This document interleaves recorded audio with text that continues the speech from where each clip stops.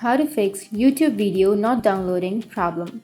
So if you're facing a problem with YouTube video not downloading, then open up your YouTube application, go for the profile which is on the bottom right, go for the downloads or downloaded videos. Now go for the upper right which has that 3 bar icon, tap on settings.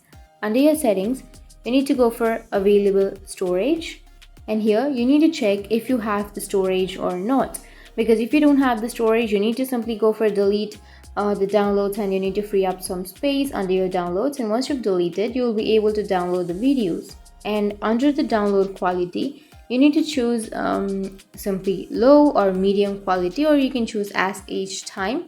And here, if you are downloading with your mobile data, then you need to simply toggle off the option which says download over Wi-Fi only, which will simply download your videos if you're using your mobile data. So that's it. These were the ways in which you can fix the YouTube video not downloading problem. And if you have any questions, feel free to comment below. Thanks for watching.